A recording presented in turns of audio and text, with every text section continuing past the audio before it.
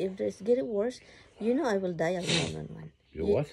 I will dial 911. So, umalis po kami dito kahit sobrang dumi po namin. Kailangan talaga namin magpunta sa auto part para meron kaming hinahanap para sa aming lawnmower, no? Kasi nga nagka-problema.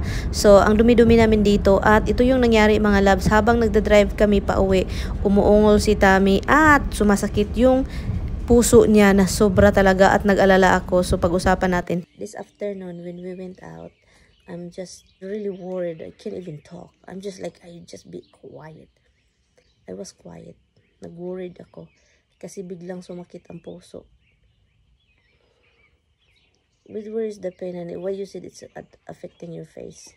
Because it was going right through my chest and on both sides of my face. Both sides of the face? Yeah, dito daw. And then, hindi nagda-drive ako. I was panicking. I just like... No panicking involved. It's just things will be whatever they are. Whatever they are, that's what they'll be. And then when that happens, if it's getting worse, you know I will dial 911. You what? I will dial 911. You know that. I'm not dumb. But all you gotta do is tell 911 I'm not going and they'll leave. That's how it works, son. So you're just wasting your time and you know it. No, it's not. They can't take me if I don't want to go. That's exactly right. Nag-alala ako kasi nga when I was... Nag-alala ako kasi nga nag-drive ako. And then bigla siyang umungol. The first thing I heard is like, oh, umungol siya mga loves. So I was like, oh my goodness. And meron palagi niyang naramdaman na ganyan palagi. Yung sakit. Life happens. Yes, it's always happening. Shit happens. That's abnormal. Abnormal. It's abnormal. I had my first heart attack when I was in my teens. It's not really all that abnormal. And this what you're feeling now? It's I noticed it's like getting like I'm aware of what it's getting like. I'm well aware. Been around long enough to know. And Also been around too long to get seriously. Well, look, God does what he does. It has nothing to do with you or me or them. I know, but That's what it is. The only thing you can do for yourself is take care, hon. Take care, hon. To your doctor. I do what I can do, hon, but I'm not going to sit back and just wait until I wither away and become nothing. I mean, that's just... Nakapag-alala talaga ito sa okay. Get down. Don't worry, Rox. We are fine. She looks sad. She's kind of thinking there's something wrong. She wants to know when her next treat. Han? Misty, I give you bone. So, yun siya mga loves. And pagkatapos natin, sa labas, naglinis. Si Inday Marian, kusinira. Ang niluto ko lang naman, yung pagkain ng aso, no? So, yun lang talaga yung niluto ko. Sa kailangan kasi talagang lutuin natin mga darling. So, yun yung ginawa ni Inday Marian. And yun, ating balihin. Kasi nga, kanina pa ito eh. Pinabayaan ko. Si Tammy, hindi niya ako tinulungan. Nalimutan nata niya na nagluto si Inday Marian plus nagkakat pa ng damo, no? Grabe si Tammy talaga. Grabe talaga yung dudong ko ba? Lemon sausage, what? Huh? Huh? You already thought out the lamb. Oh, okay, you want the lamb pasta? Do you want the lemon sausage and vegetables? The sausage I want to make because I want to have them, but not cut up into like... I'll do it outside right now because later on it will be stormy. I'll cook. Can I cook it now? If you like. That I don't have... I could just cook them outside. No, I'll do it. No, thank you. Luto na naman si Inday Marian! My husband is doing laundry! Kuha tayo ng ulam sa baba kasi nga sobra pala ang ulam natin, no? Hindi mo lang ako naisip ay. Ayun, magluluto po tayo ng lamb. Pasensya na kayo sa mukha ako, galing po ako sa labas. So wait, meron tayong lamb po dito mga loves. Itong lamb na ganito, kung meron kayo, kung kangkain kayo ng lamb na ganito, ang gagawin niyo po, very simple lang siya mga loves. So ang oven is 400 degree, diba? Or 375 degree, depende na yan sa inyo. So yun, meron po ditong tubig. Ito siya, may tubig. And then ito, ilagay natin siya. Ganun. Atin siyang isisan. Tatlong ano lang ang ilalagay ninyo. Masarap na talaga siya. As in. Kung lamb lover kayo, no? Kailangan din nyo ng asin. Kailangan natin ng asin, no?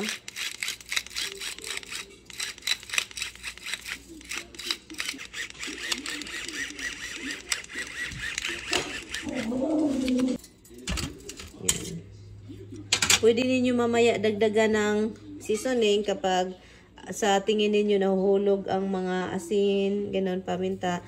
Dagdagan ninyo ng yon. Sa gilid, kailangang lagyan. Nope. Yun.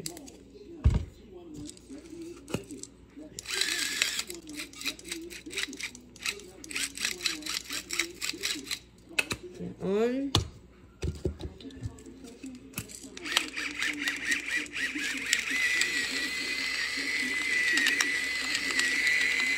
Ilagay natin siya sa oven. And then, tingnan ninyo na lang siya. And then, i-flip nyo. Kung sa tingin nyo, luto na dito, i-flip ninyo para yung sa pinakaibabaw mag-brown. Yan, ilagay natin siya dyan. At ang hahaba ng sausage dito, mga darling. Kita nyo naman yan kung gaano kahaba. Usa kadangaw. So, balihon na natin. Yun. Yan na. Yan. Para naman pantay-pantay yung pagkaluto. Sige. Yan.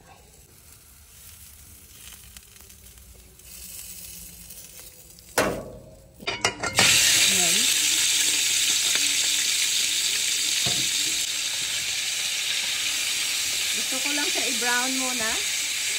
Yan.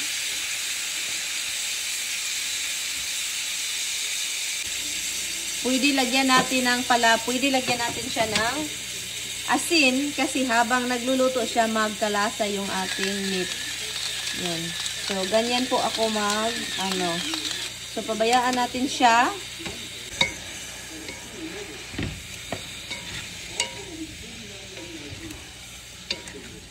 At yun, pagkatapos nito mga loves, nilagyan ko siya ng konting tubig para mawala yung mga dumi-dumi. Alam nyo na, kailangan nating hugasan, itapon yung unang tubig.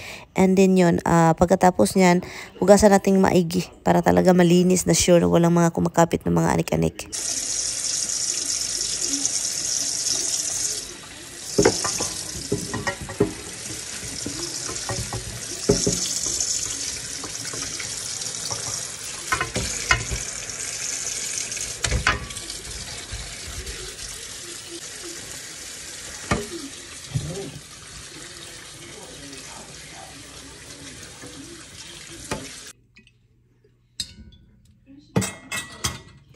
So, ito na mga loves, natapos na, ko na siya, nahugasan ko na, nawala na yung mga, sa ating beef. Ang gagawin natin is, igisa natin yung ating lamas, mga sagol. Ginger. Yes, unahin natin yung ginger. So, iwan ko kung ganito ba kayo, ganito man ako, kahit ano man style yung nilagat ko, kung ano yung nasa isip ko, yun yung gawin ko. Ang akin lang dito is talagang yung magustuhan ni Mr. yung mga niluluto ko. Yun lang naman yung ko dito. Hindi na dapat kailangan pa, ganito dapat, ito ganito, ganito, ganyan. So, yun. Pareho lang natin. So, ilagay na natin lahat. Yun. O, ginisa, konting oil lang talaga yung ilagay mga loves, no? So, yun, pabayaan natin siya dyan na yung aroma niya ba? Lalo na sa ginger kasi masarap talaga yung ginger dyan. At bago natin makalimutan, meron pala tayong mais, no? So, ang mais kailangan nating hugasan. Hugasan at ikat. Yun lang naman. Yun.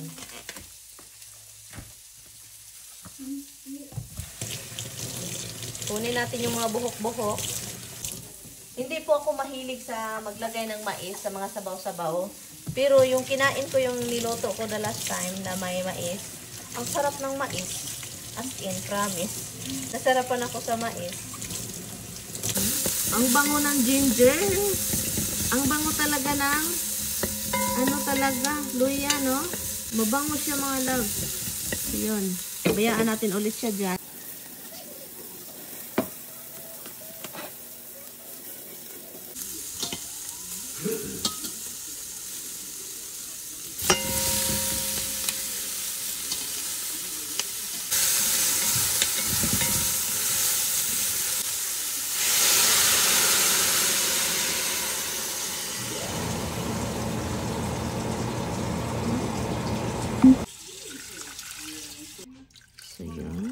think okay na yan. Masarap kasi ang sabaw.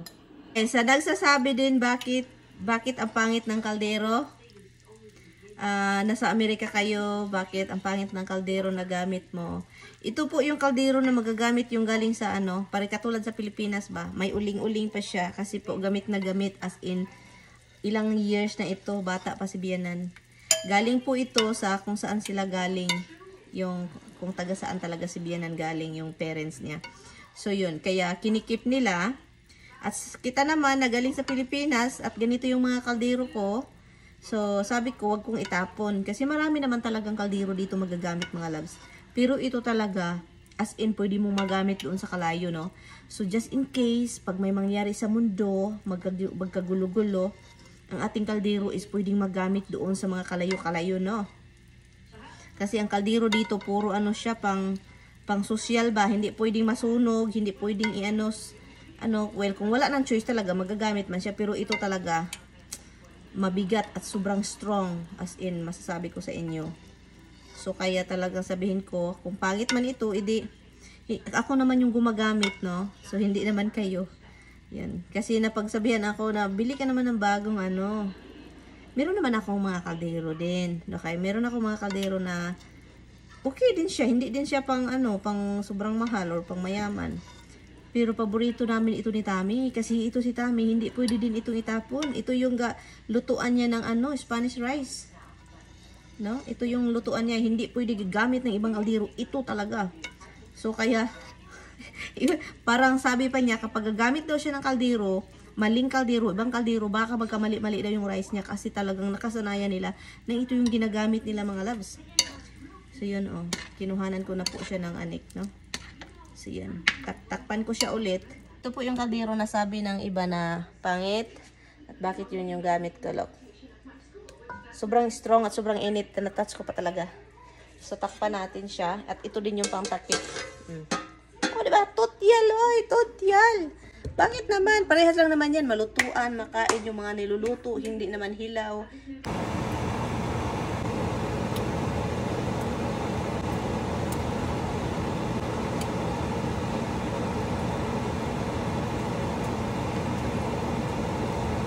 At dahil yung niluluto natin masarap siya, kapag may sausawan, i-harvest natin yung isa nating lime dito mga loves.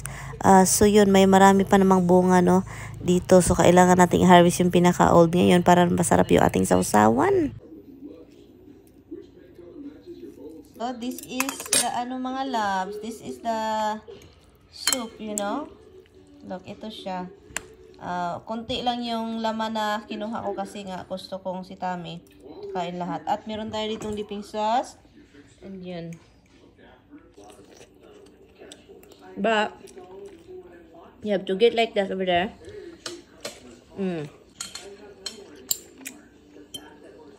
This is really good mga loves. Mga loves, sili o galing sa garden po ito. This is very spicy, so you have to close your eyes when you squeeze it because it might go flying into your eyes. Ang sarap ng mga loves, baka nasabaw.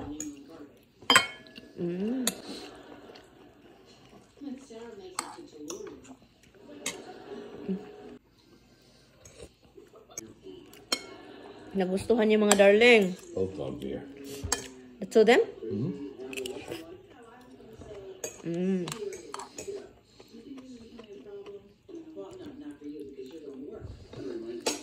Isang buong cabbage nilagay ko mga loves.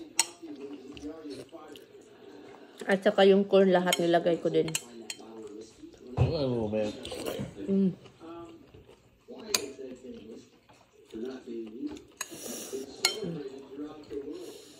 Sarap.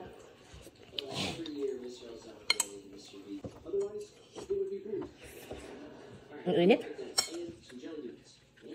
Pero Tami's corn, kinaano ko siya mga loves, kinuha ko siya sa agungal kasi he doesn't like to eat corn in a cob.